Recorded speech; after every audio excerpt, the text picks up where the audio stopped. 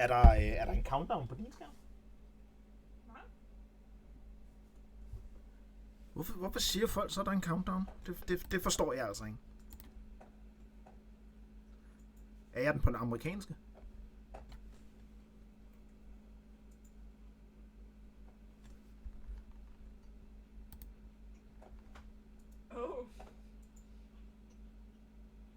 Oh.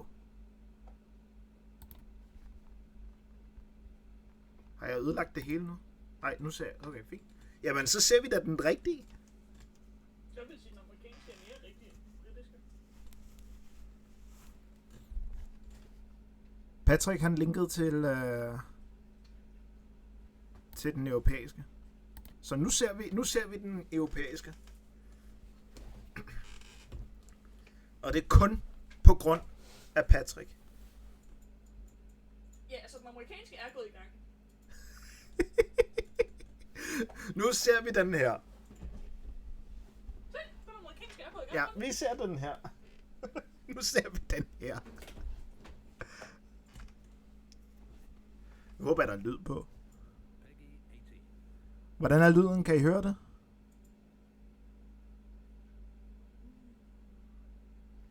Jeg skal lige have musen sådan der.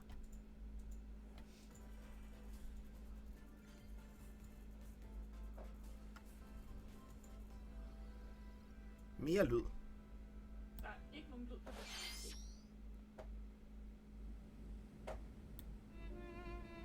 Kan I høre lyden nu? Nu kom den.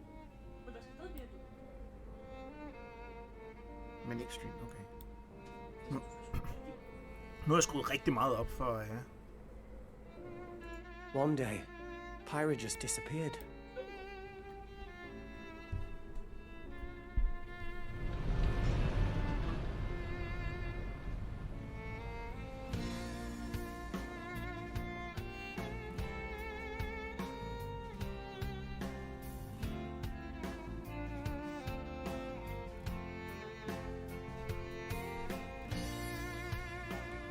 Det ligner ikke Xenoblade 2. I couldn't find her anywhere.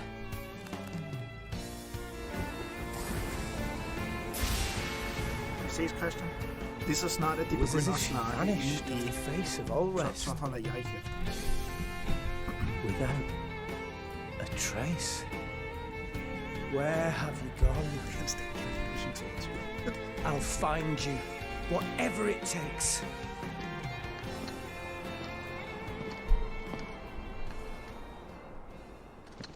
This is where you were. Jeg fjerner lige de der ekstra. Pyra! Sorry, Rex. I couldn't tell you. Because I got an invitation to join Smash! Jeg ved ikke, om det er rigtigt. What? I thought I was gonna be in Smash. Just sit back and leave it to me, Rex. Behold the power of the Aegis! Hvem er damen? Flash flare! You powered up your Smash attack with fire?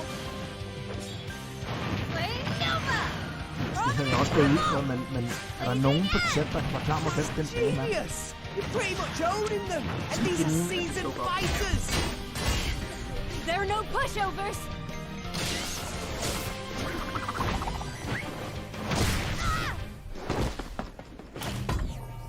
Talk about a tight spot. Mithra? Let me handle this. Pyra er sværet. For Xenoblade.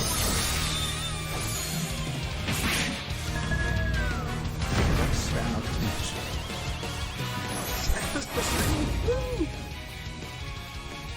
Mithra! Cutting it close, huh? Hey, were these guys planning on winning? Gee, I feel kind of bad now. Coming through! Lightning Buster! Photonic! Ray of Punishment! Chromata! Foresight! What? You can even use that?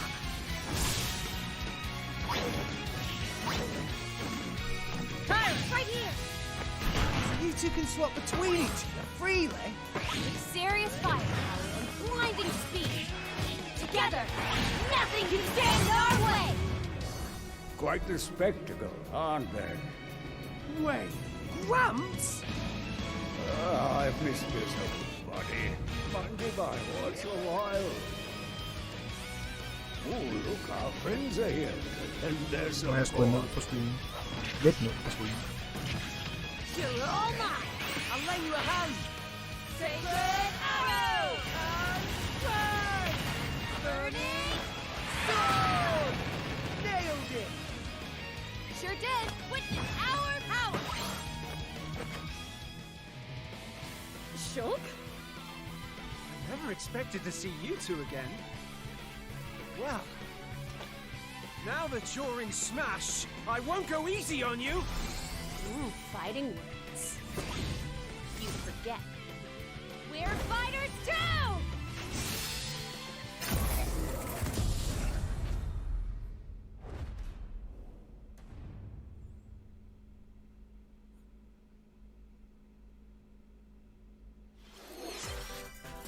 皆さんお久しぶりです。任天堂ダイレクトの案内役を務めます高橋です。昨年は任天堂ダイレクトミニという形で皆さんに情報をお届けしてきましたが、こうしてこの場からご紹介する形での任天堂ダイレクトは長らく実施できておりませんでした。今回はようやく目処が立ち、皆さんに任天堂ダイレクトをお届けできることを心から感謝しております。これからもどうぞよろしくお願いいたします。さて、最初にご覧いただいたのは大乱闘スマッシュブラザーズスペシャルの新ファイターホムラと光の参戦ムービーです。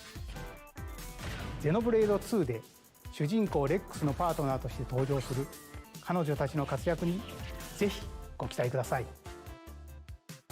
配信は3月を予定していますので、もう少しだけお待ちください。ここからはヘッドラインをご覧ください。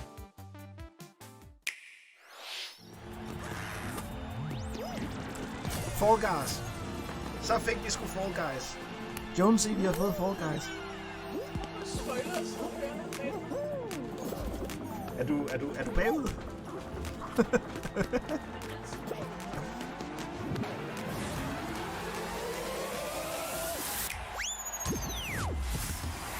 Det er lidt sent på Fall Guys.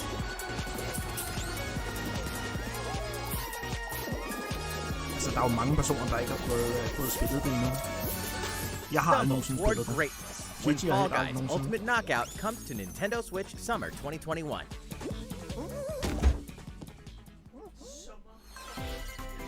Summer? You have 22 minutes before the solar system is destroyed. Outer Worlds. Venture into the vast reaches of space to uncover the secrets left behind by an ancient civilization. You have 22 minutes. After that, the sun will explode and the solar system will be annihilated. However, everything will reset, allowing you to continue exploring while retaining information you gathered. Det spil der, det er så fedt. Jeg har spillet det på PC. Jeg har gennemført det på PC. By repeating these cycles, så fedt. you'll gradually unravel the mysteries hidden in the universe. What messages will you discover? How can you prevent the sun from exploding? Why is the solar system trapped in an endless time loop? Find out when the critically acclaimed Outer Wilds launches on Nintendo Switch Summer 2021. Put your sleuthing skills to the test in two classic murder mystery games. Tips. Famicom Detective Club, The Missing Heir, and Famicom Detective Club, The Girl Who Stands Behind. Two deep cuts from Nintendo history are coming to Europe for the first time.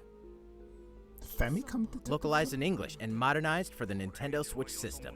Nice. Suspense, drama, and twists and turns await at every corner. You'll be on the edge of your seat as you dive into these deep narratives set in Japan. In one game, you'll solve a complex murder case surrounding a wealthy family in a haunted village while dealing with amnesia. But that's not the only case to crack.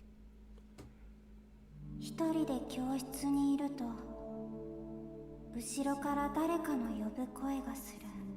In the other game, you'll investigate a supernatural rumor after a mysterious death to free students from a sinister nightmare. Interrogate suspects and hunt for clues to piece together these chilling conundrums. Can you figure out who the culprit is before it's too late? 助けてここから出して自分の目の前に血染めの少女が立っている Uncover the deadly truth in Famicom Detective Club The Missing Heir and Famicom Detective Club The Girl Who Stands Behind. Coming to Nintendo Switch May 14th. Pre-orders begin on Nintendo eShop shortly after this presentation. A new age of battles Det skal jeg i hvert begins. fald have det der. Det der Detective Club der.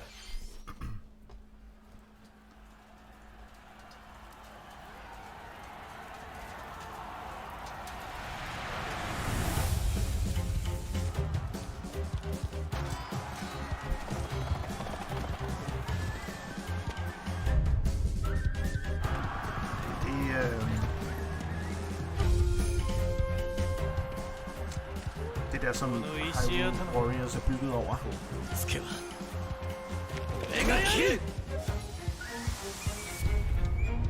samme på Samurai Warriors. Det ved jeg ikke, hvad er. Patrick ved, hvad det er. Det er en 5'er. The latest entry in the Samurai Warriors franchise is coming to Nintendo Switch. Dive into the history of the Sengoku period as the series now shines the spotlight on Nobunaga Oda and Mitsuhide Akechi. Character designs and visuals have been revamped for this installment.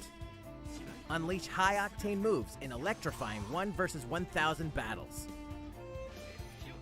In Samurai Warriors 5, slashing its way onto Nintendo Switch, summer 2021. The vast world of Fadiel beckons. Legend of Mana, featuring remastered HD graphics, is coming to Nintendo Switch. You'll set off on a journey to find the mystical mana tree seen in a dream.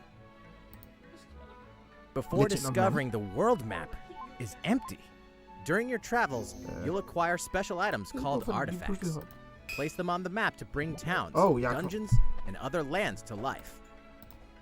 Sådan der. It's up to you on when and where to place artifacts, as well as how to advance the story. Join forces with characters, each on their own personal quests. Square off against fearsome monsters. Or take a break from adventure and rest up at home.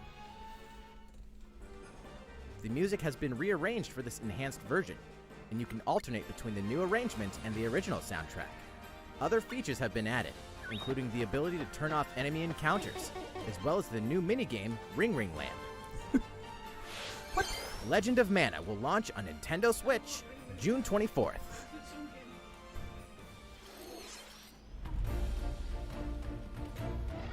Kom Legend of Mana til Dreamcast.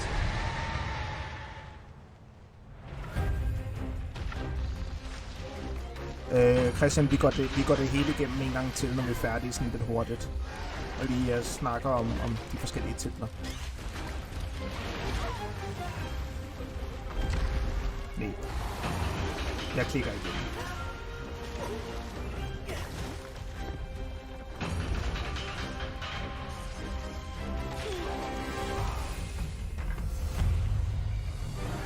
Det der Monster Hunter. Ja, det er Monster Hunter.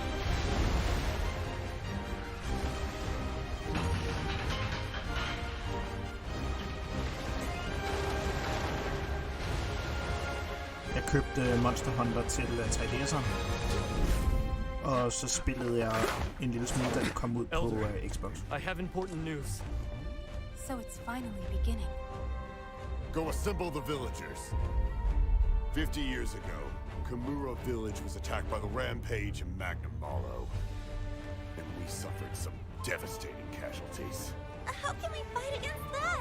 Det var noget af en hammer, hun havde Hunter's about to face the biggest challenge yet! No! We can't lose this gauge! Pull yourselves together! You're not getting in! Let's go, everyone! somewhere else. You listen to me Jeg now. tror ikke, at Hairachi er kommet med i Monster Here Hunter. it comes! Watch out for the apex! Do not let it pass! The rampage. How long do you think it's going to last? Tror du, Apex kommer på?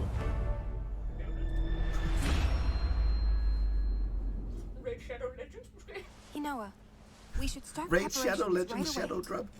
We're here to offer assistance. We must stop the calamity! Calamity? Skal vi stoppe Calamity Ganon? Nej tak, Teddy. Monster Hunter Edition. Den er pæn. 最後にご覧いただいたのはカプコンさんのモンスターハンターライズの最新映像です。迫り来るモンスターたちの襲来にいかにして立ち向かうのか、3月26日から始まる新たな狩猟生活にぜひご期待ください。続いてはこちらの映像をご覧ください。 Yes! The Yes! fairway is open once again. Tee off in the latest installment of the Mario Golf series, coming to Nintendo Yes! Switch. Study the wind and terrain. Take your time to think things through. Then swing. Seriously, yes! Jeg har spillet det på Game Boy, jeg har Enjoy spillet det på golfing with Nintendo familiar 64'eren. Mushroom Kingdom characters. Jeg on ved ikke, om det courses nogensinde kom filled with til- lush, natural scenery. Til Gamecube'en. Use features on the greens, like a shot gauge, to see how your shot will curve due to slopes. Jeg skal have And det a digitalt scan og that lets you examine a fysisk, course's så vi kan spille terrain. multiplayer. These features can help you ace your shots. In addition to button controls, you can also use motion controls by holding a Joy-Con controller like a golf club. Gently swing the controller to have your character swing in the game, letting you easily enjoy the sensation of golfing. On top of all that, there are several modes with new elements that truly bring the heat to Mario Golf, including this one, Speed Golf. Here, it's always your turn. Everyone tees off at the same time, then you'll race through the course to reach your ball. Give it another whack to get it closer to the hole, then keep going. Outpace your opponents to come out on top. Your golfing skills aren't the only things at play. Make use of dashes and special shots to beat the competition. Oh, did we mention story mode? As a Mii character, you'll start out as a rookie and develop your golfing skills while interacting with various Mushroom Kingdom characters. Level up with experience points earned during matches. Then, allocate points to different stats, allowing you to develop your character however you'd like. You can also use your Mii in versus play. Jeg er Put mest your excited golfing for det skills her. to the test when Mario Golf Super Rush swings onto Nintendo Jeg ved ikke, Switch jeg ved ikke, June om man kan se det, 25th. men Pre-orders begin jeg on er Nintendo excited eShop for det her. after this presentation. シリーズ最新作マリオゴルフスーパーラッシュはシンプル操作でじっくりゴルフが楽しめるおなじみのモードに加え、対戦用の新しい遊びも追加しています。任天堂スイッチのマリオゴルフにぜひご期待ください。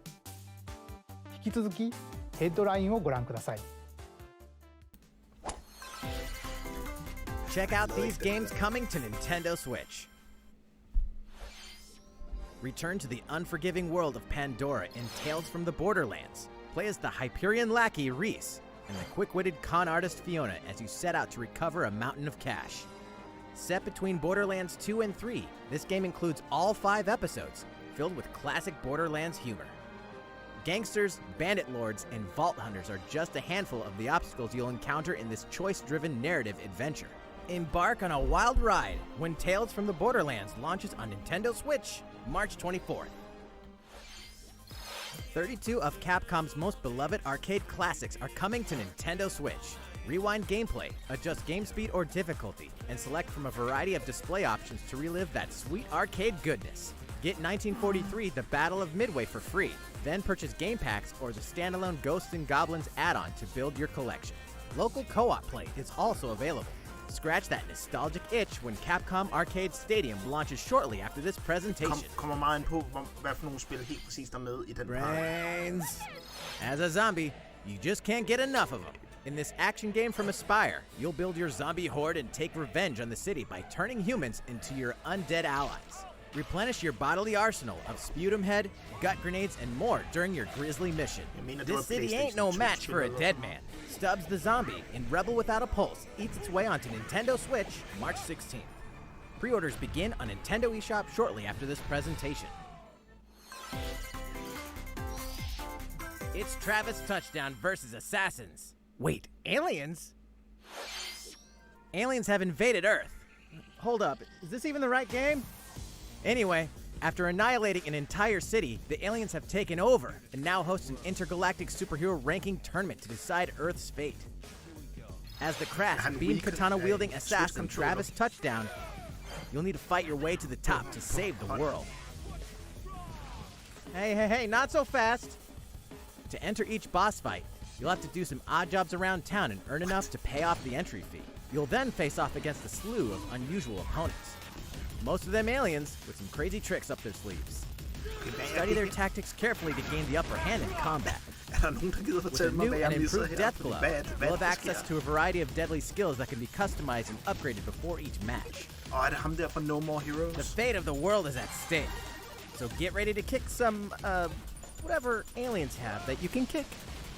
Anyway, it'll all make sense when No More Heroes 3 lands on Earth.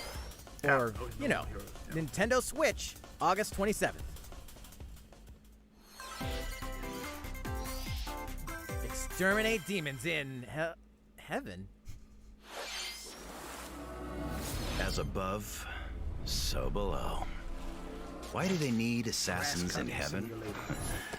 To do someone's dirty work.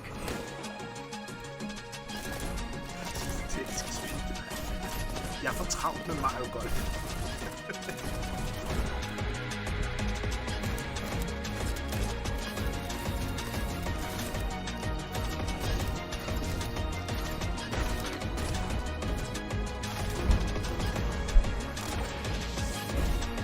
It's kill or be killed. You won't last long if you can't rely on yourself.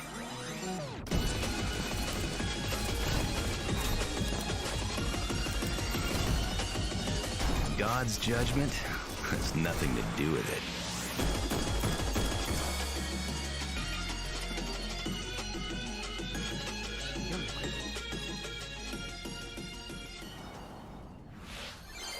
Uncover Heaven's mysteries in neon white, coming to Nintendo Switch winter 2021. DC superhero girls are here to save the day. Hi everyone, my name's Barbara Gordon, aka Batgirl. I'm always inventing new gadgets to fight crime, like my batarangs and Bathook. This is Supergirl. She's super strong and has heat vision, plus super breath. And let's not forget Wonder Woman, an Amazonian warrior who wields the lasso of truth. Kim Possible. Along with our friends Green Lantern, Bumblebee, and Zatanna, we fight Kim evil Possible supervillains to in keep DC. our city safe. But we're not just about the super life. We also have our school lives, and trust me, there's never a dull moment at Metropolis High School. Sometimes it'd be nice to get out of class and do some shopping downtown with my besties. Ooh, and maybe take some photos to share on Superstar Post while we're at it. Hey, I got a comment already! Nice! Ooh, and I definitely want to hit up Sweet Justice later. Uh-oh, something really bad is threatening the city.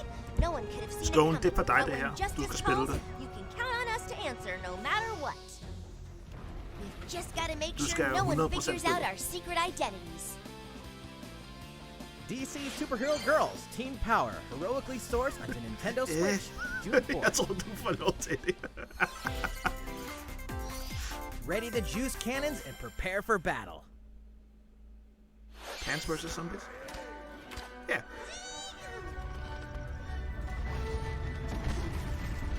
Garden Warfare 2 eller sådan noget. Eller er det helt nyt? Det er helt nyt.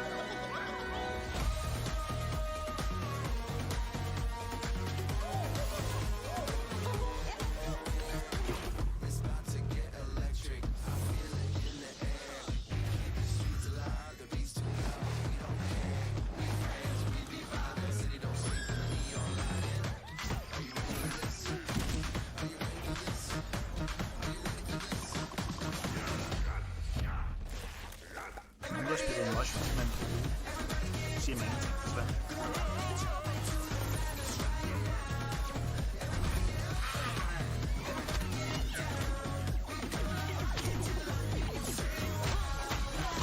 Way to unlock every puzzle enterprise.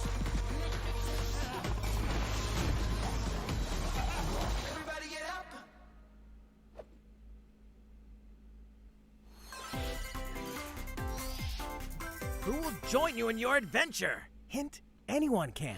Ooh.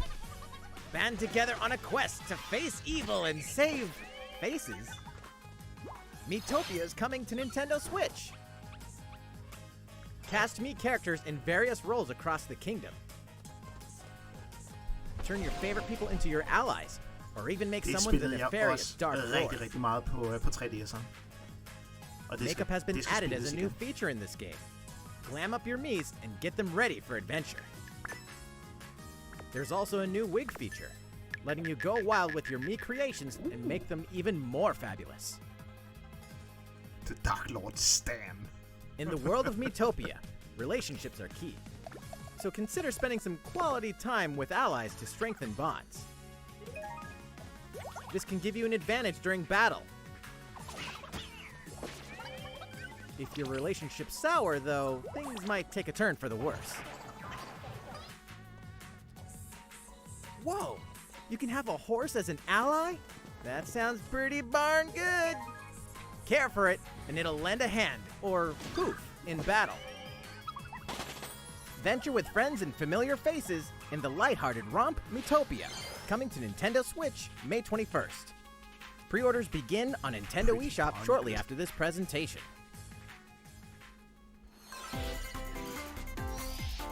Super Mario-themed items are coming to your island. Super Mario Bros. 35th Anniversary-themed items are coming to the Animal Crossing New Horizons game.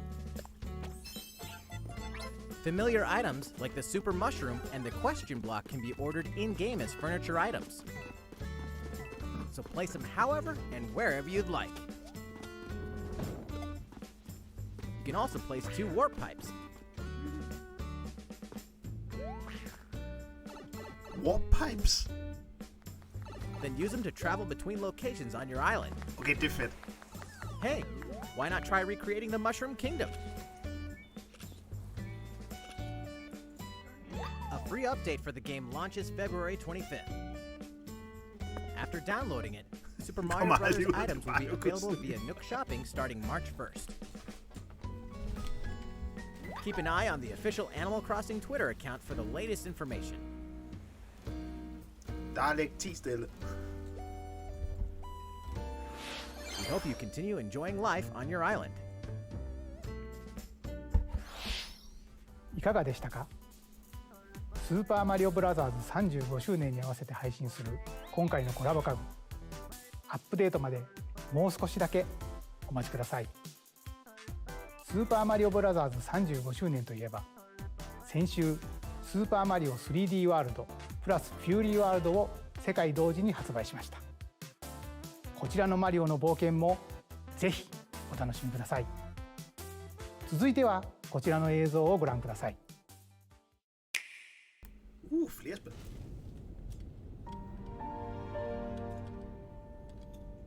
Yu-Gi-Oh! Nej.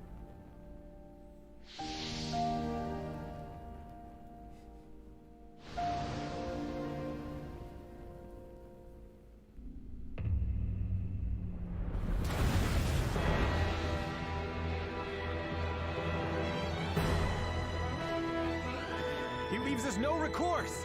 Swords! Never. S-Frost will answer for its crimes today. Are these the wages of loyalty? Raised earth and burnt corpses. You and no other must decide how we proceed. You are a leader, and must be the beacon others look to when the night is darkest. Together with these fields, today you burn.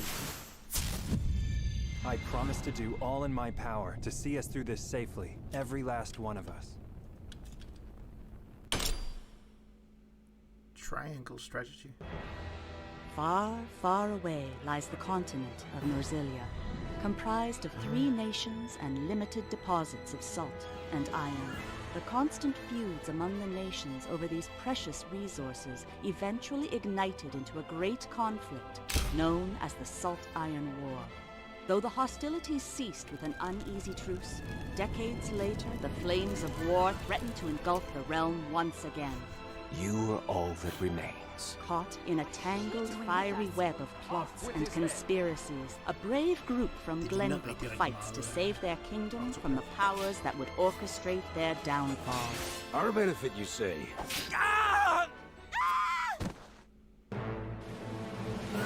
In this new tactical RPG, battles take place on terrain with different elevations. A character's attack range is determined by their location and their equipped weapon. The range can be extended by attacking from higher ground with long-range weapons, such as bows and arrows. Thus, your forces can use the terrain and other elements to gain the upper hand. An enemy outflanked is susceptible not only to your initial attack, but also a powerful blow from the ally positioned behind the enemy. What have we here? Charge into an enemy to send them flying into position for a follow-up attack. We win! Link attacks together by first casting ice magic on the flames to create water terrain. Then electrify the area with lightning magic. It is of the utmost importance to survey the battlefield before taking action.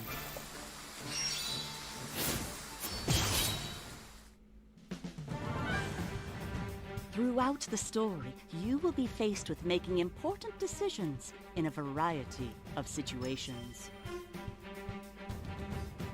Utility, morality, liberty. Collectively, your decisions will establish your conviction, affecting how the story unfolds and who will join your cause. Once more, I would ask you plainly. Do we or don't we relinquish Prince Roland to Esdrost? Critical decisions that may determine the fates of nations are settled by vote on the scales of conviction. Use information you've gathered to sway allies toward your favorite cause. The story will significantly change based on how the votes are cast. So they refuse to relinquish him to us. Lies! His hand was forced. As more and more critical decisions are made, your journey may take you down paths divergent from those of other players. You will see what true might is. Project Triangle Strategy, a brand new tactical RPG from Square Enix, will launch in 2022. Please be on the lookout for more information in the future. After this presentation, a demo version of this game will be available to download on Nintendo eShop. And in the future, we'll conduct a survey to gather player feedback. We look forward to hearing your responses on the demo. スクエア・エニックスさんの新たなシミュレーション RPG にぜひご期待ください。引き続きヘッドラインをご覧ください。Calling all hunters. Do you have what it takes? I definitely do not have what it takes. Star Wars? Star Wars? Jeg tror, det er Star Wars, men...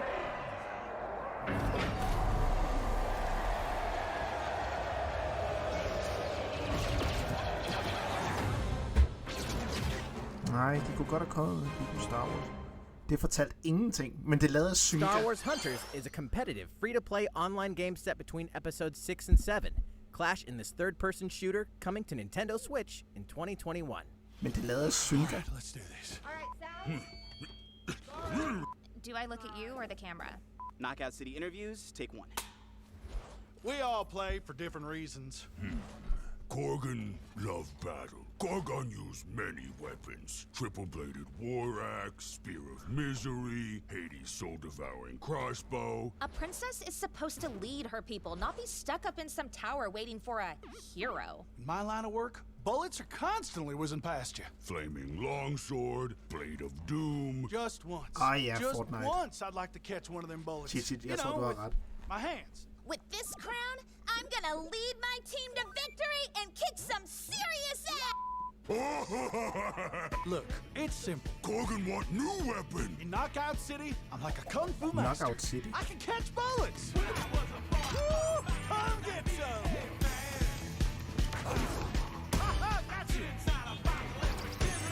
Hvorfor havde de den der super animerede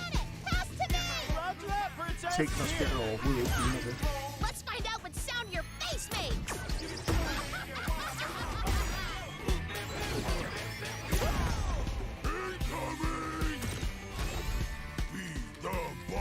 Be the ball.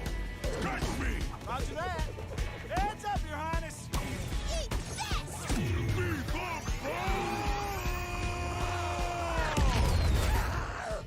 Ja, jeg tænkte det samme, losing to a bunch of dairy farmers. Okay, team.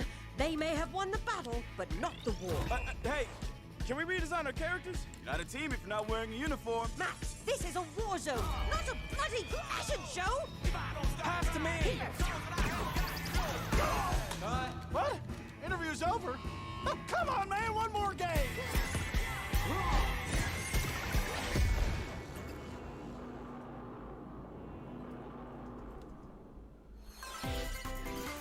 The fight for survival starts now. Vi går videre til næste spil. Hang on tight. Så kommer vi tilbage til det senere. Det skal vi lige snakke om. Game of fate for me. From the creators of the Danganronpa and Zero Escape series comes a fight for your life, literally. Disoriented and trapped in an underwater theme park, the 12 of you, known as the Go-Getters Club, must now survive this game of fate at all costs. I don't want to die yet! Sorry to scare you all, but the game is canceled! The game is suddenly called off. You escape the theme park and get a glimpse of Japan, but everyone's vanished. Set off on a captivating journey across the country that blends side-scrolling action with suspenseful narrative. As you make your way back home to Tokyo, you'll alternate between working solo and teaming up with a group to overcome challenges and monsters that stand in your way. What awaits you all at the end of your journey? The battle for survival begins in World's End Club, venturing onto Nintendo Switch, May 28th. Wield the powers of Olympus with the physical release of Hades. Hades, the critically acclaimed dungeon crawler and recipient of multiple Game of the Year awards, is getting a physical release on Nintendo Switch. This version comes with a couple of extras to assist you on your journey out of the underworld. The first is a PC download code for the Hades original soundtrack. It's packed with 2.5 hours of blood-pumping music composed by Darren Korb, known for his work on previous Supergiant titles like Transistor and Bastion. The second is a 32-page full-color character compendium featuring portraits of the game's vibrant cast of gods, ghosts, and monsters, all by Supergiant's art director, Gen Z. And let's not forget the game itself, offering dozens of hours of exhilarating action paired with a compelling story. Escape the underworld again, or for the first time, with the physical version of Hades on March 19th. 3 deadly action games, 1 masterful collection. Ninja Gaiden Sigma, Ninja Gaiden Sigma 2, and Ninja Gaiden 3 Razor's Edge are coming to Nintendo Switch as the action-packed Ninja Gaiden Master Collection. Jeg har hørt, at Ninja Gaiden-titlen skulle være... You are the legendary ninja Ryu Hayabusa, fighting against a great evil with battle skills that are second to none. Wield an arsenal of killer weapons, each offering a playstyle with a different set of lethal skills, along with ruthless ninjutsu to swiftly take down enemies. Jeg har kun prøvet Ninja Gaiden. Quickly gauge your opponent's movements while unleashing fast and frenzied combos. Nintendo. Ikke Super Nintendo. And team up with other Super Ninjas in your quest to fulfill your destiny. All previous downloadable content, including costumes and game modes, are included. Revel in the intensity of Ninja Gaiden in one dynamic collection. Ninja Gaiden Master Collection slices its way onto Nintendo Switch summer 2021. Der er i hvert fald masser af materiale for salg der. More battles are coming to Hyrule Warriors Age of Calamity.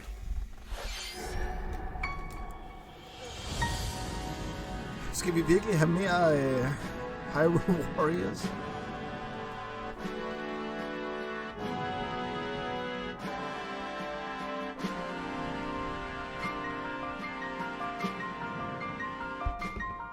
But wait, there's more.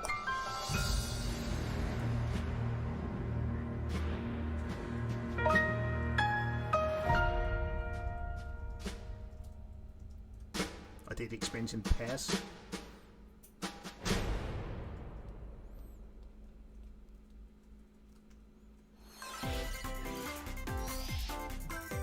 There's even more coming to Nintendo Switch. Bravely Default 2 is almost here. 4 Heroes of Light will soon embark on a journey to restore the crystals. Use the job system to develop your characters and master the Brave and Default commands to emerge victorious in turn-based battles. Veterans and newcomers to the series can enjoy this brand new story on February 26th. Jeg har hørt, A new trailer for Bravely Default 2 will be revealed following this presentation. The game can be pre-ordered on Nintendo eShop. An updated demo is also available. The latest installment in the legendary Ghosts and Goblins series comes to life. As the brave knight Arthur, you'll unleash weapons, spells, and skills to battle monsters across challenging stages within the Demon Realm.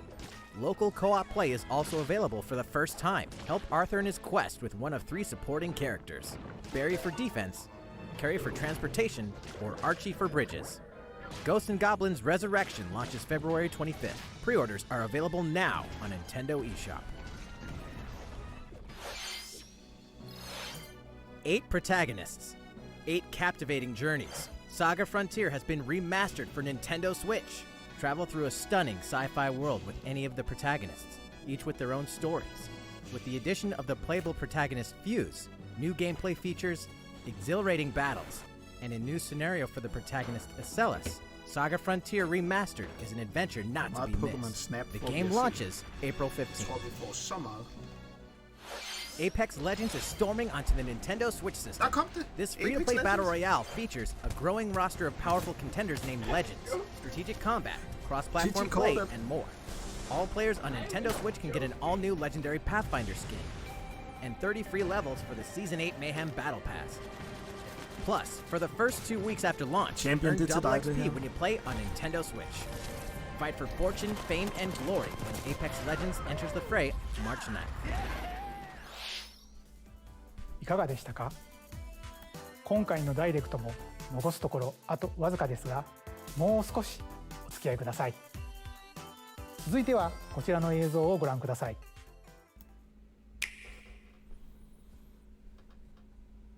こんにちは。ゼルダの伝説シリーズプロデューサーの青沼です。私の顔を見て、お、やっとゼルダの伝説ブレスオブザワイルドの続編の新情報があるのかと思われた皆さんも多いと思われますが、申し訳ありません。開発は順調に進んでいますので、今年中には新たな情報をお届けできると思いますが、もうしばらくお待ちいただけたらと思います。皆さんにお待ちいただく中、こんなゼルダが任天堂スイッチに登場します。こちらをご覧ください。Det kan jeg godt lide. Det kan jeg godt lide.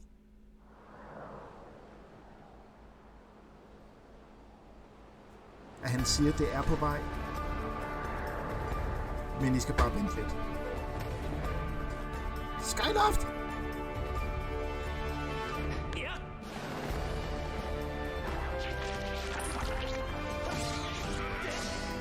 Same.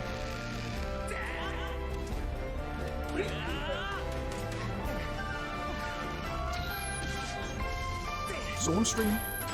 Er det hans zone stream?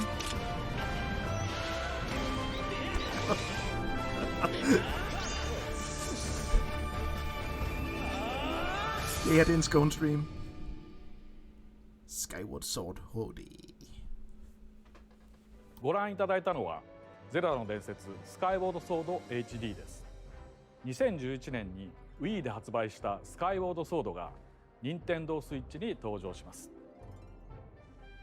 Wii 版では Wii リモコンを剣にヌンチャクを縦に見立てて操作していましたが、本作では処理能力が向上し、よりスムーズに直感的な操作で楽しめるようになりました。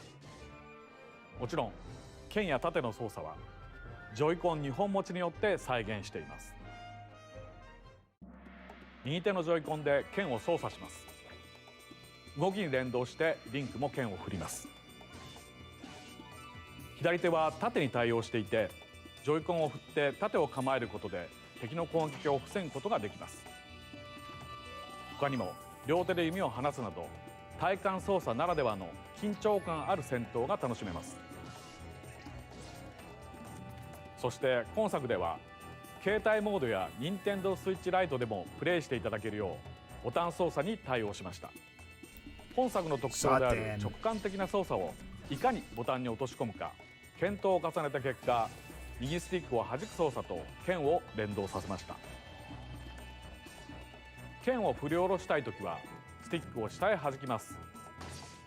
このように右、左、斜めと弾く方向で剣を振り分けることができます。さらに実はこんなものをご用意しています。特別なデザインのジョイコンです。右ジョイコンはマスターソード、左ジョイコンはハイデアの盾をモチーフにしています。スカイウォードソードはこのマスターソードの誕生がストーリーに絡むシリーズの時系列で最も古い時代を描いたタイトルです。Wii で遊んだ方も初めてプレイする方もゼルダの伝説の世界の始まりを描いた本作をぜひご体験ください。ゼルダの伝説スカイウォードソード HD は7月16日発売です。このダイレクト終了後より任天堂 e ショップで予約受付も始まります。また特別デザインのジョイコンもソフトと同日に発売します。ご存知の方も多いと思いますが、スカイウォードソードは据え置き型のハードで発売したゼルダとしてはブレスオブザワイルドの一つ前のタイトルです。なのでゲームの作りはそれまでの伝統的なゼルダシリーズを踏襲していますが、それだけでなく空から舞い降りるパラショールや壁のツタを登ったりダッシュしたりすることで消費される頑張りゲージ、またさまざまな素材を集めてアイテムをパワーアップするなどブレスオブザワイルドでの進化の一端を垣間見ることができる要素がてんこ盛りです。ブレスオブザワイルドを遊ばれた方にもプレイしていただけたらと思います。ゼルダの伝説スカイウォードソード HD をどうぞお楽しみに。い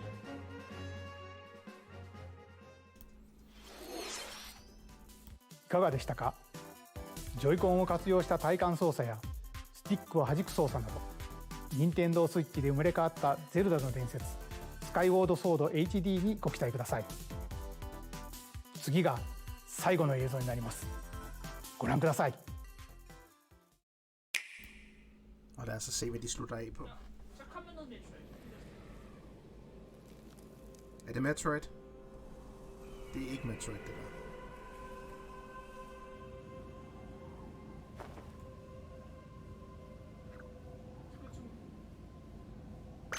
Ja.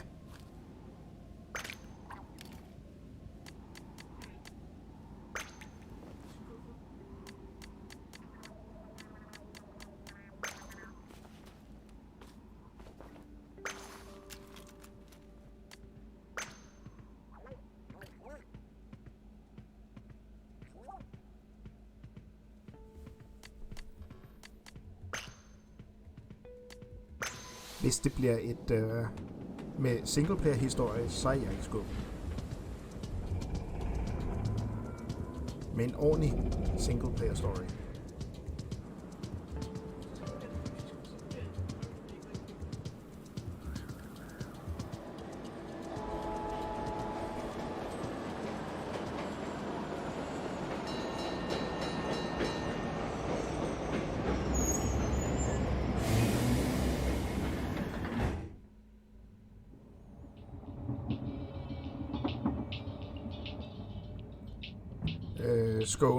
Splatoon-spillet, det er i et post-apokalyptisk jorden.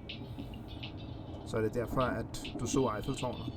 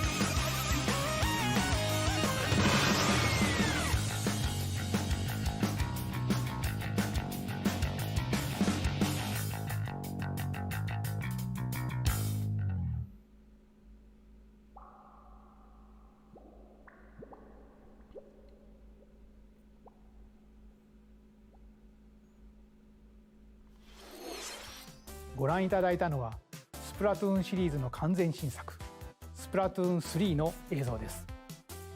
発売は2022年と少し先になりますが、ぜひ楽しみにお待ちいただければと思います。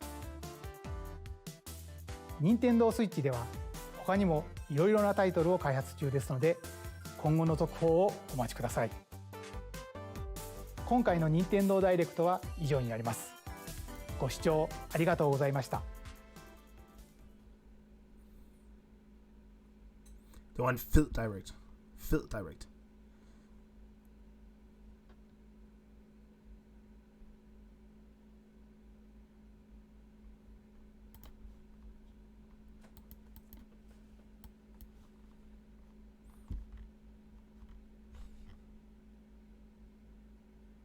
Skal man gå ind og se den inde på deres hjemmeside?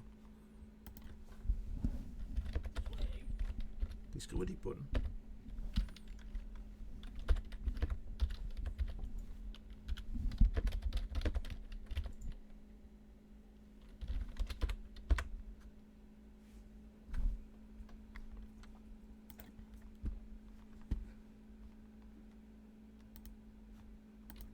Den ligger bare til YouTube.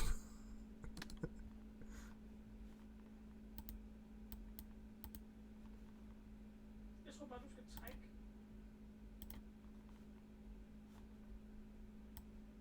Det virker ikke.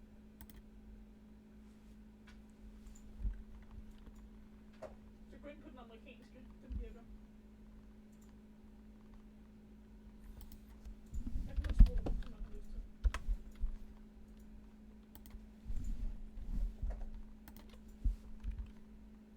Den er lige der. Yes. Jamen,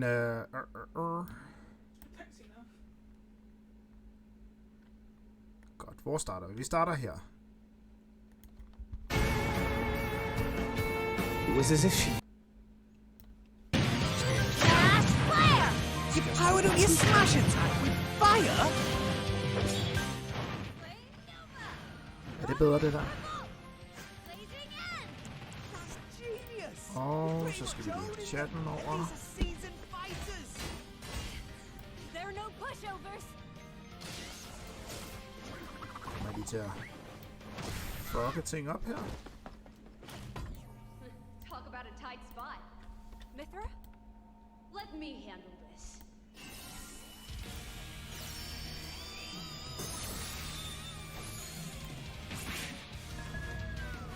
Har de et pro-streamer moment her? Sådan der. Så kan vi snakke om tingene. Cutting it close, huh? Hey, were these guys? Så ja, vi starter med var det en eller to nye karakterer til det her spil her. Jeg tror kun det var en, men det var 2 karakterer i alt. Jeg ved ikke med jer, men jeg spiller sådan set ikke Smash Bros. Jeg får tæsk konstant. Men jeg håber, det er noget, som vi kommer til at se frem til derude.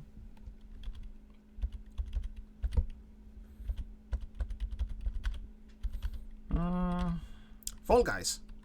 En ting, jeg lagde mærke til, og som Chichi også lagde mærke til, er det ikke nye Joy-Con-farver? Jo. Den lyserøde passer i hvert fald ikke, den grønne. Den blå kunne godt passe. Jeg mener bare, at den lyserøde, det var den samme, som vi fik med i Splatoon. Det kan selvfølgelig godt være. Men hvis det ikke er den samme lyserøde farve, betyder det så, at der kommer Fall Guys? Jeg tror, der kommer en Fall Guys, ligesom der kom en Fortnite. Der kommer ikke rigtig noget andet end Joy-Cons i farver. Jeg mener heller ikke, at der kom specielle farver i Fortnite Switchen. Det kan da godt være, der ikke gjorde det. Jeg ved, Splatoon Switchen, den havde sgu farver. Ja, Splatoon Switchen, den havde kun farver. Jeg tror, det er sådan en, vi får.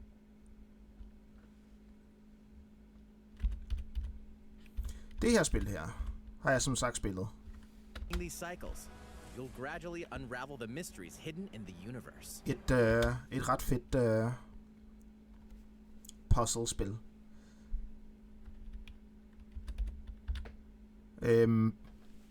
basically, du kan gennemføre det med det samme, hvis du kender løsningen.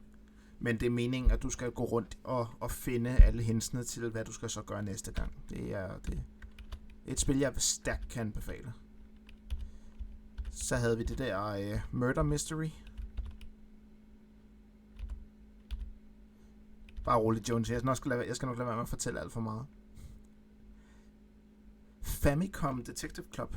Var det et spil, der originalt kom på NES'en? Som der så er blevet remade? Det kunne være meget fedt.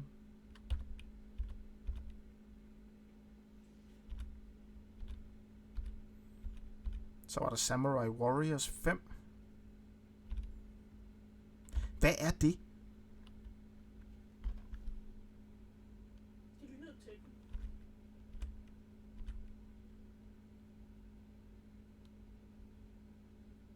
Nej, ikke Tekken. Hyrule Warriors. Ja.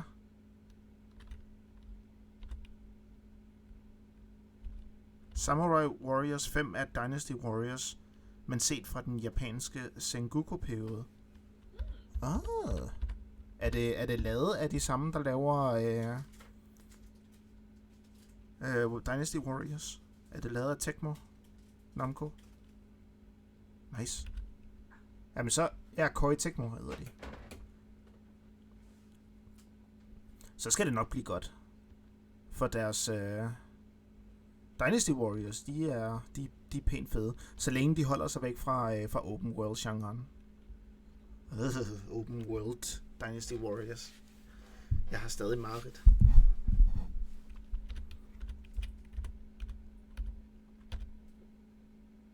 Hvad fik vi her? After 20 long years, Legend of Mana featuring ja, Legend of Mana graphics is coming to Nintendo Switch. You'll set off on a journey. Legend of Mana var der spurgte jeg, kom det også på Dreamcasten? To find the mystical mana tree seen in a dream. Before discovering the world. Vi ses, Patrick. Tak fordi du dukkede om. During your travels, you'll acquire special items called artifacts. Place them on the map to bring towns, dungeons, and other lands to life. Grunden til at spørge om det kom på Dreamcast var på grund af den der. Fordi det minder meget om de der spil, som der er i memory-kortet, som der sidder i controlleren på Dreamcasten. Det var jo noget med, at du kunne tage det der lille memory card ud, og så kunne du tage det med dig på farten, og så spille ekstra spil for at få ting inde i hovedspillet.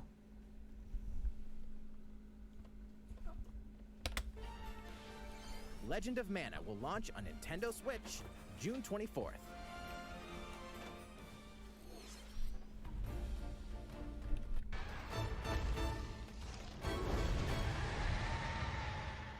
Det her, det var Monster Hunters, ja.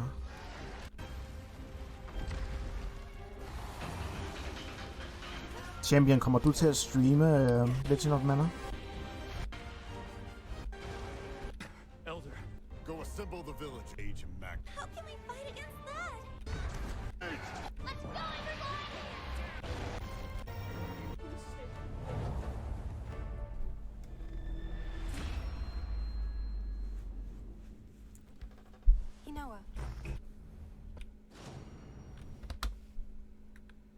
Det der, det er altså nogle fede controllers. Jeg vil have Joy-Con. Eller Pro-controller.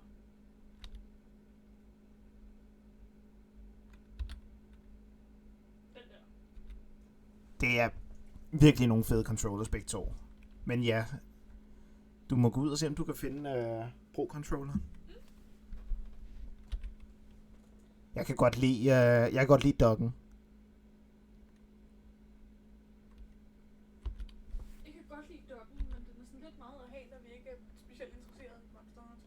Ja. Hvis man er interesseret i Monster Hunter, så er den rigtig, rigtig fed. Jeg synes bare, den har et fedt design. Og det er derfor, jeg vil have Pro-controller.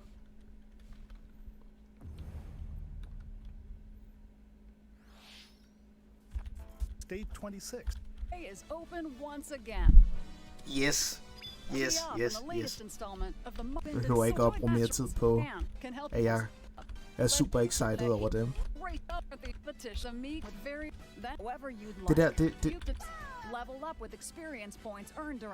Det synes jeg er ret fedt, det der.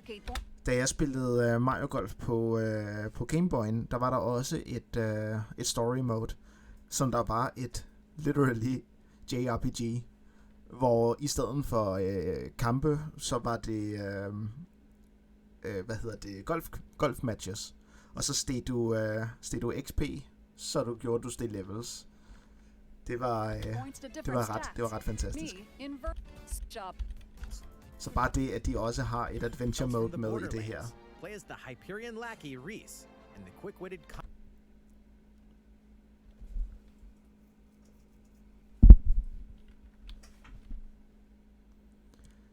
artist Fiona as you set out to recover. Det har jeg spillet. Jeg var personligt ikke stor fan af det. Jeg synes historien var ret så kedelig. Hvad wussede de? Dårlig joke for min. Er det så Titan Doggen Chichi godt kan lide? Jeg wusser også, tror jeg. Borderlands humor. Games-driven narrative adventure. Men hvis man godt kan lide de der spil fra Telltale Games, som for eksempel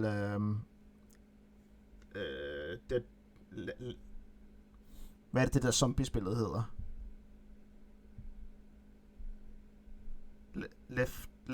Last of Us? Nej.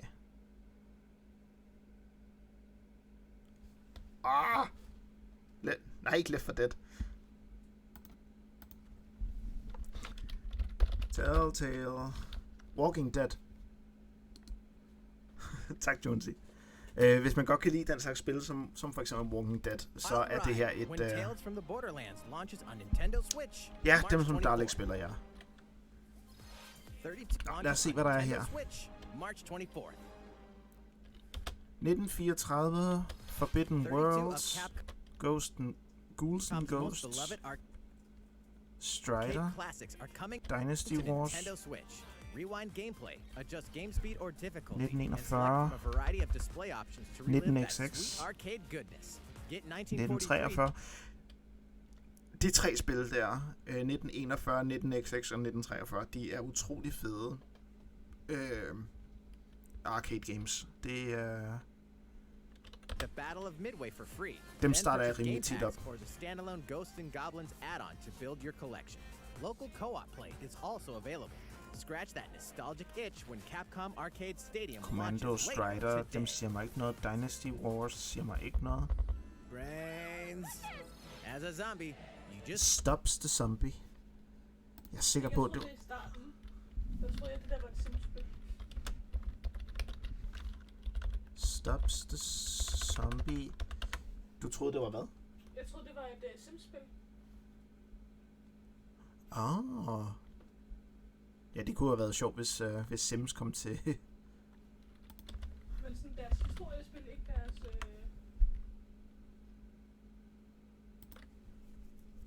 standardspil. Det kom til den originale Xbox. Så det er en re-release af Xbox-spillet. Der har været rigtig mange re-releases, ja. Jeg har spillet åndssvagt meget 1943 Battle for Midway.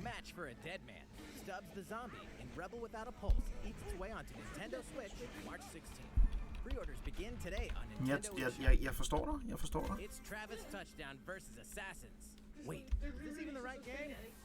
Anyway, after annihilating an entire city, the aliens have... Men der er tit i alle directioner, synes jeg, har der været re-releases. Og det var Last of Us 3, så det er et nyt spil. Men jeg har ikke spillet nogen af de andre. Jeg har ikke spillet 1'eren eller 2'eren. Hvad for noget? No More Hero. Og så skal man... Så skal man... slå græs. Vi ses, Skåne. heaven. Det der, det så også meget fedt ud. Jeg tror, jeg vil blive rimelig tosset på det efter noget tid, men det er et af de der spil der, som jeg tror vil være federe med mus.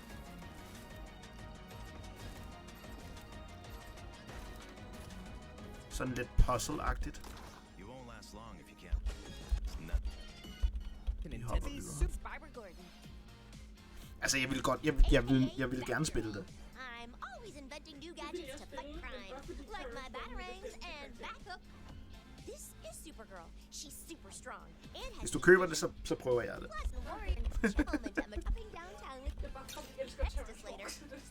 Ja, selvfølgelig. Det er da også okay. Power.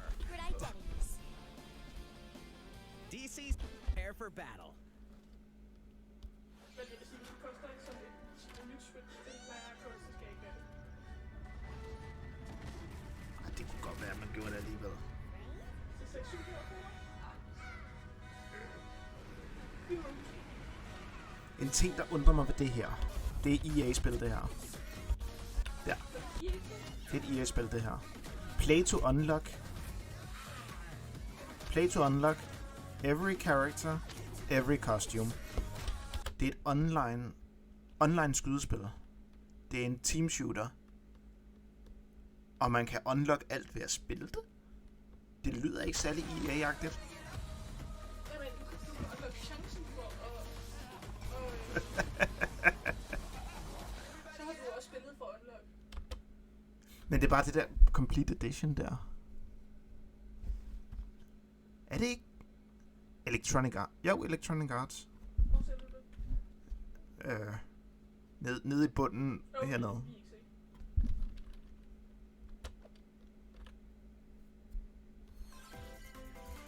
Det bliver et af de spil, jeg kommer til at kigge på for at lige se, inden jeg køber dem.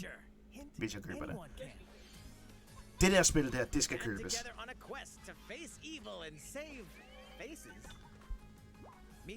En ting, jeg tænkte på, mens det her dukkede op, betyder det så også, at vi får det der hotel-spillet der. 3DS. Metopia Hotel. Eller hvad delen det var, det hed.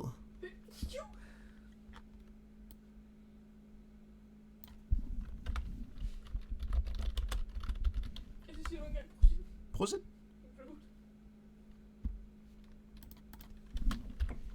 Jeg kan ikke huske, hvad det hedder. Tomodachi Life. Fordi det er samme grafik motor som Tomodachi Life. Cast me characters in various roles across the kingdom. Ja, vi ses, Skåne. Det var hyggeligt, du gad at se med. Jeg vil være utrolig hyped, hvis Tomodachi Life kom på Switchen. Det vil jeg elske.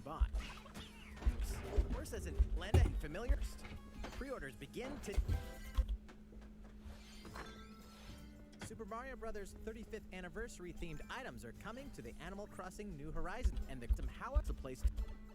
Det er nok det der, jeg er allermest hyped over, den opdatering der. Fordi man kan komme hurtigere rundt på sin ø. Hey, why not try recreating the mushroom free up Super Mario Brothers? We hope you can.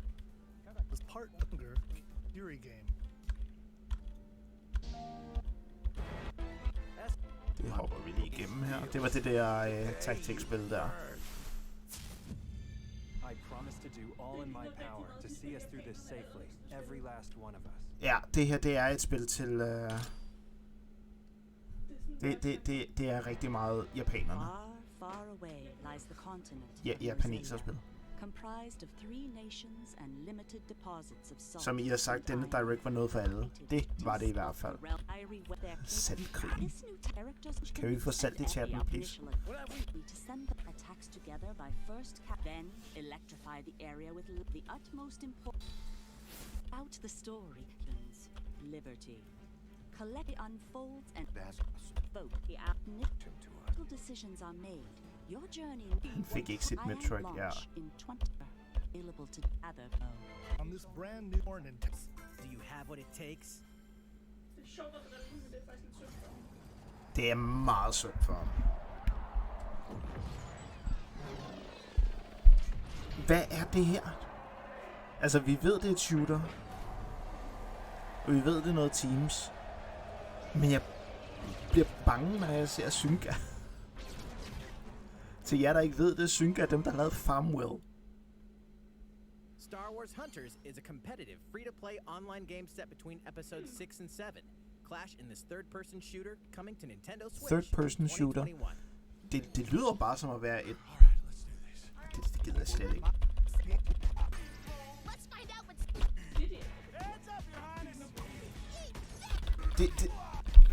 Som der blev sagt i chatten, det ligner, at de bare putter så mange forskellige karakterer ind for at sælge merch.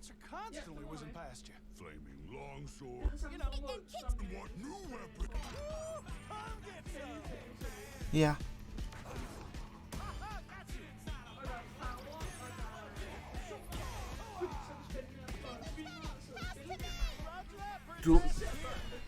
Jeg ved ikke, om man kan høre dig, men du har fuldstændig ret. Det er... Ja, kom herover. Se det. Det spil er farver, og det er eksplosioner. Det er lavet til at sælge merch, og til at få streamere til at spille det, så børn ser det og køber. Det er det eneste, det spil er lavet til. Ja, det sagde det. Basically, hvad Fortnite gjorde rigtigt. Teksterne er så godt det samme som Fortnite. Hvad for noget? Deres tekstfond er det samme som Fortnite. Åh ja, sådan... Altså generelt animationsstyle foran skærmen Fortnite. De går efter Fortnite. Stor, flot tekst.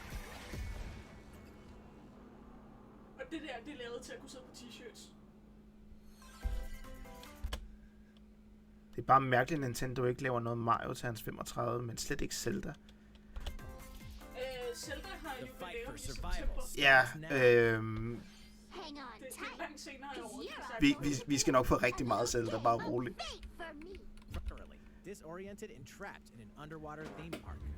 Det er rigtig fedt at få Skyward. Og det her, det ligner Pokémon.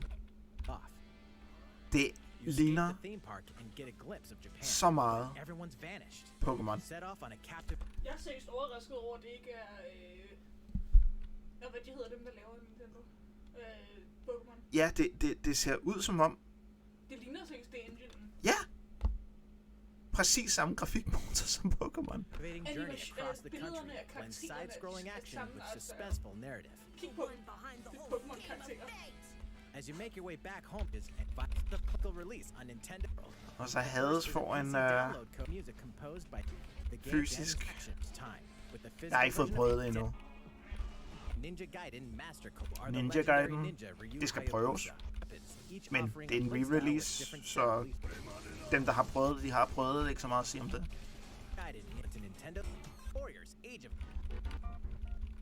Det så vi ikke. Jeg vil være træt af Hyrule Warriors. Bravely Default, et JRPG. As the brave knight Arthur, you'll unleash weapons, spells, and skills to battle monsters across challenging stages within the demon realm. Local co-op play is Hvem er det så, der har her lige om lidt? Hvad mener du, champion? Og hvem der har årsdag? Nej. Jeg tager fejl. Legend of Zelda kom ud i februar. 21. februar, så det er nu. Jeg var sikker på, at det var i september. Kan vide, om det så fordi, de ikke har puttet det i sådan lidt mellem hinanden, for at det ikke skal gå over Mario?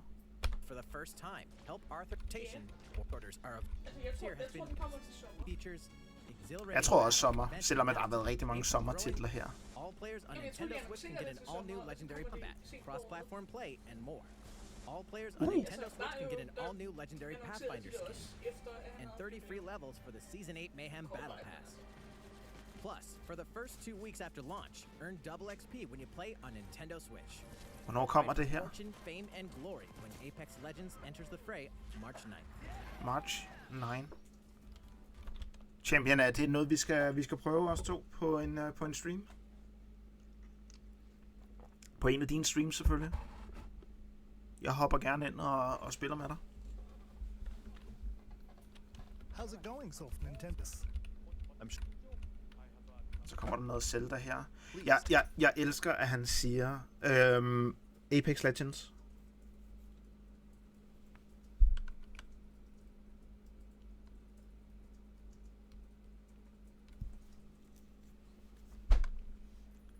Jeg elsker, at han kommer frem og siger, at vi arbejder stadig på det.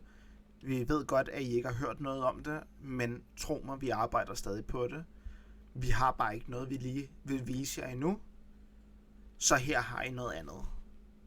Og så at han siger undskyld og alt det der. Jeg kan godt lide det. Det er ydmyghed af største grad. Og vi skylder ham ikke noget. Er det free to play? Ja, det er det. Kører lige SS-traileren fuldt ud. Skyward Sword, ja.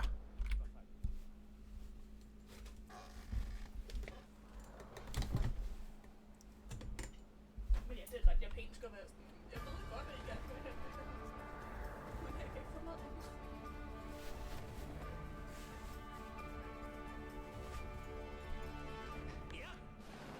Famicom'en var Japan.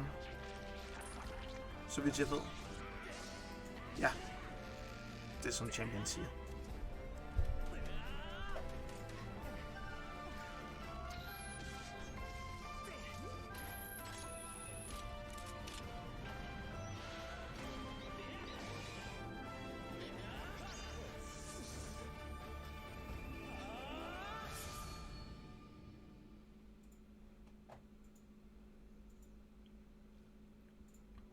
What you've just seen is The Legend of Zelda Skyward on the Wii console, and now it's coming to Nintendo Switch.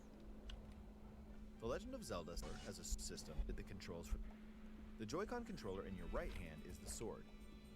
Swing it to have Link swing his sword in the game. Ja, jeg kørte også traileren. Det er det ikke en trailer. Controller in your left hand is the Nej, ikke spol. Nå, okay, du vil have også det her. The Legend of Skyward Sword HD. Jeg troede kun det var. This game originally released in 2011 on the Wii console, and now it's coming to Nintendo Switch. Du er bedre til at forstå Champion end jeg er. The Legend of Zelda Skyward Sword featured a control scheme in which players would use the Wii Remote Plus controller as a sword and the Nunchuck controller as a shield. With the increased processing power of the Nintendo Switch system, the controls here are smoother and even more intuitive. And we've recreated the controls for the sword and the shield here by having the player hold two Joy-Con controllers. The Joy-Con controller in your right hand is the sword. Swing it to have Link swing his sword in the game. The Joy-Con controller in your left hand is the shield. By lifting the controller, jeg tror ikke, jeg ville bryde mig om at spille det med Joy-Cons. Jeg vil sidde sådan her. Jeg vil ikke kunne finde ud af at styre det. Helt ærligt, jeg tror heller ikke, du vil. Din motorik. But we also made it possible to play the game with button controls to ensure it can be played in handheld mode or on the Nintendo Switch Lite system. After mulling over how to assign different gameplay elements to different buttons, we decided to apply the sword motions to tilting the right control. Jamen det... Ja, de skriver now with button control. Så det tager jeg lidt. Som at det også virker med pro-controller. To the left or diagonally.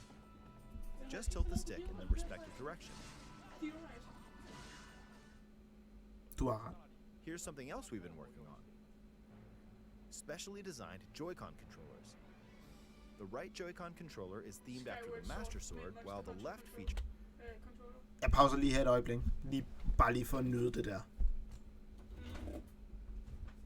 Den ene er sådan lille, og den anden er blå. Ja. Jeg vil have. De er fede. The Legend of Zelda Skyward Sword is the game depicting the earliest story in the Legend of Zelda timeline, details the events around the creation of the Master Sword itself. We hope that people who played the original game on Wii and those playing it for the first time will enjoy discovering the origins of The Legend of Zelda. Oh, ja, det godt bare. The Legend of Zelda Skyward Sword HD launches July 16th. Efter 4 stykker Joy-Con, som alle drifter, så er ingen tiltro til Nintendo's Joy-Cons.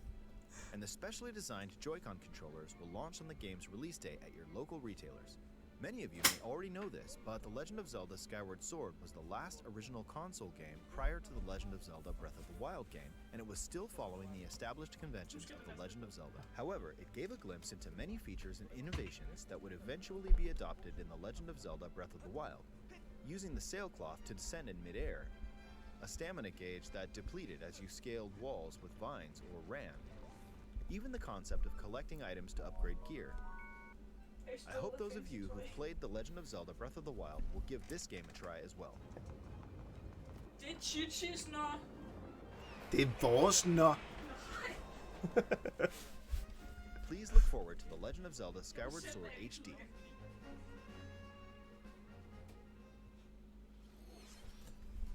Well, what did you think? The Legend of Zelda Skyward Sword has been optimized for Nintendo Switch. It includes intuitive motion controls and button controls by tilting the right control stick. Okay, the next game will be our last announcement for today. Og så er der Splatoon. Jeg kommer til at købe det.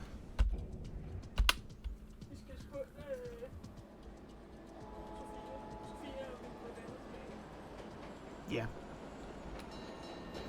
Var det Eiffeltårnet, vi så i baggrunden? Jeg lagde ikke mærke til det. Jeg så bare, at Skåne skrev der.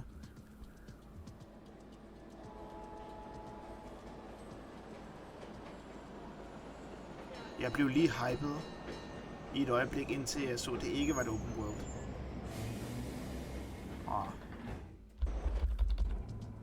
Ja, det er Eiffeltårnet, der er vendt på hovedet.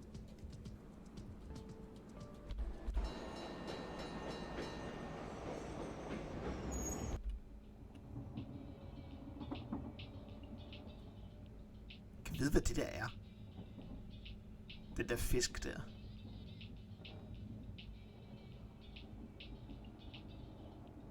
For man skulle også customize. Det er en splork. Dalek, hvad er en splork?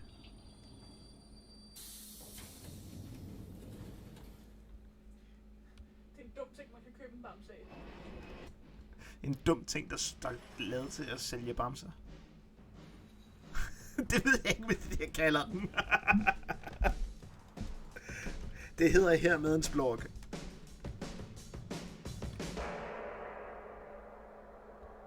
Splatoon 3, ingen undertitel. Intet ekstra materiale. Jo, der kom materiale, ja.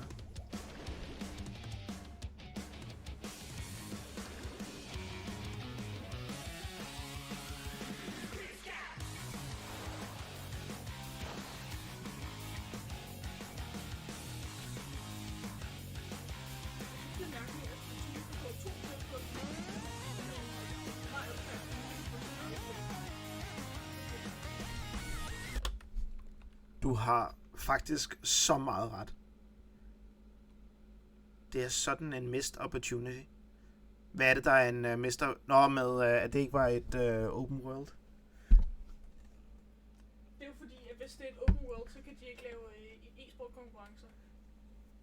Er der overhovedet e-sport konkurrencer i Splatoon 2? Okay. Det er det, der holder spillet i live.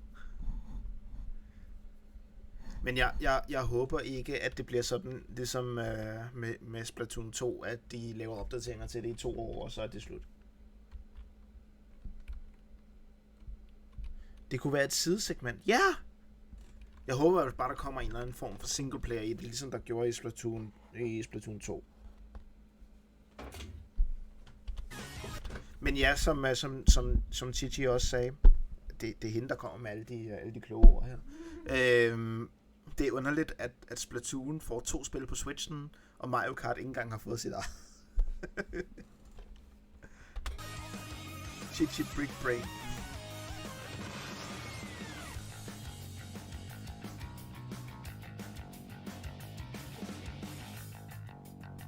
Into the Ink. There's always smart cookie, but I smart cookie. 2022. Ja, det kommer også til at tage lidt tid. Og det kan jo være, fordi at de arbejder på singleplayer-versionen. Det er jo derfor, det tager så lang tid, før spillet udkommer, Dalek.